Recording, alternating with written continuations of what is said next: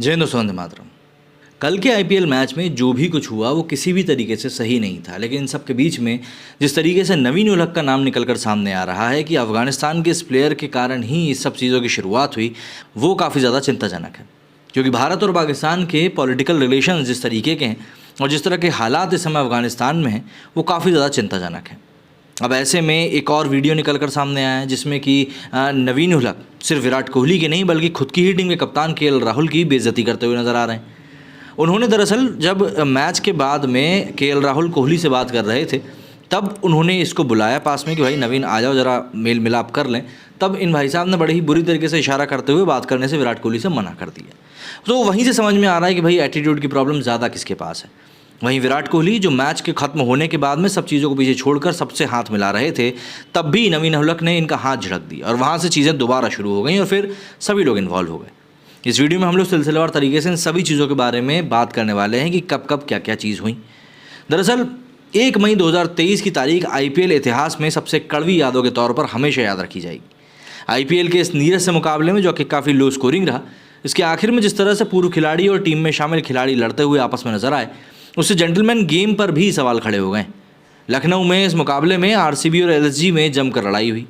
ऐसा लग रहा था कि नौबत मारपीट तक ना पहुंच जाए। इस मैच में कई ऐसे कड़वे मोमेंट्स भी सामने आए जो फैंस के जहन में ताउम्र बसे रहेंगे।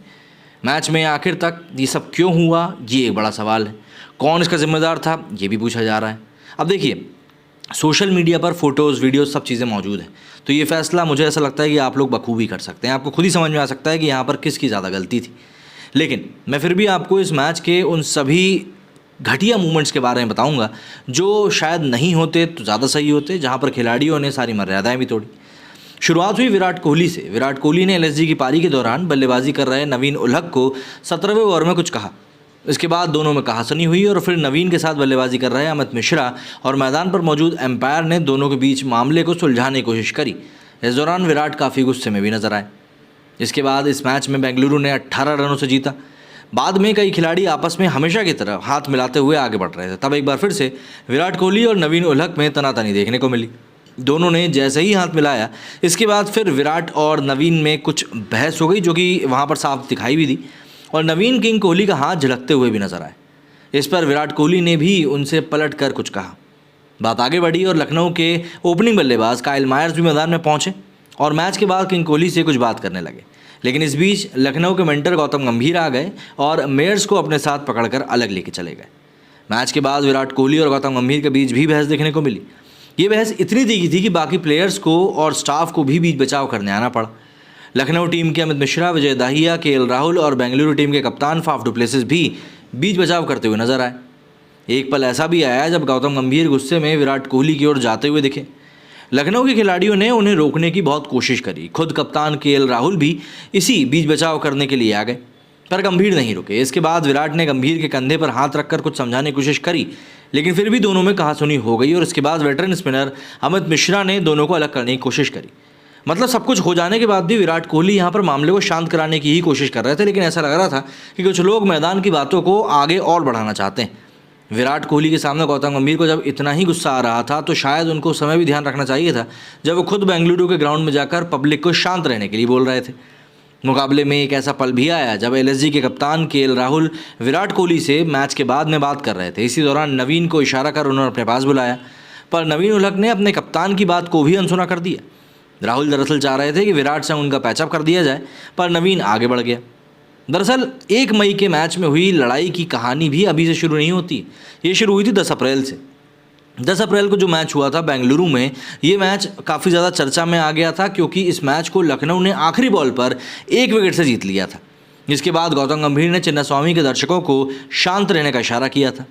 पॉसिबली विराट के दिमाग में 10 अप्रैल का भी मैच था क्योंकि आरसीबी उसे बिल्कुल जीत सकती थी और यही एक बड़ी वजह थी कि 1 मई को विराट कोहली फील्डिंग में कुछ ज़्यादा ही एक्स्ट्रा जोश में भी नजर आए। जैसे ही लखनऊ के कृणाल पंड्या पवेलियन लौटे, विराट ने दर्शकों की ओर इशारा किया। विराट कोहली दर्शकों की ओर इशारा कर कर कह रहे थे कि आरसीबी का सपोर्ट करें। वैसे अगर मैं बता दूं आपको, तो आपको समझ में आ ही जाएगा कि भाई विराट कोहली और गौतम गंभीर के बीच में जो विवाद है, ये कोई नई बात नहीं। साल 2013 में भी एक आईपीएल मैच में दोनों भिड़ चुके हैं। तब गंभीर 2013 में कोलकाता के कप्तान हुआ करते थे और कोहली आरसीबी के। इस मामले में आईपीएल की ओर से भी एक बड़ा एक्शन हुआ। आईपीएल ने एक प्रेस रिलीज भी जारी किया। विराट कोहली और गौतम गंभीर दोनों ही आईपीएल के कोड ऑफ कंडक्ट 2.21 के लेवल 2 के दोषी पाए गए हैं और दोनों के ऊपर 100% मैच फीस का जुर्माना लगा है। वहीं लखनऊ सुपर जायंट्स के नवीन उल-हक की भी 50% मैच फीस काटी गई है और नवीन आईपीएल कोड ऑफ कंडक्ट के 2.21 के लेवल 1 के दोषी पाए गए हैं। उनकी 50% फीस करीब 1.79 के आसपास है। वहीं कोहली की 1 करोड़ के ऊपर है और गौतम गंभीर की 25 लाख। तो ऐसे में ये मुद्दा जो है मतलब पैसे के मामले में भी काफ़ी भारी हो चुका है। पर अब देखना होगा कि इस मामले में क्या ये मामला यहीं ख़त्म होता है या और भी आगे हमको प्लेऑफ वगैरह में इनकी टक्कर देखने को मिलती है। और ये एक नई तरह की राइवलरी भी आईपीएल में शुरू हो गई। आप तो मुझसे ये भी लिख के ले लो। हाँ, ये बात ज़रूर है कि केएल राहुल और विराट कोहली अच्छे दोस्त हैं, लेकिन जब तक गौतम गंभीर लखनऊ की टीम से जुड़े रहेंगे ये राइवलरी चलती रहेगी। क्या कहना है आपका इस बारे में कमेंट करके ज़रूर बताइएगा। मेरे इस वीडियो फिलहाल इतना ही। जय हिंद, जय भारत।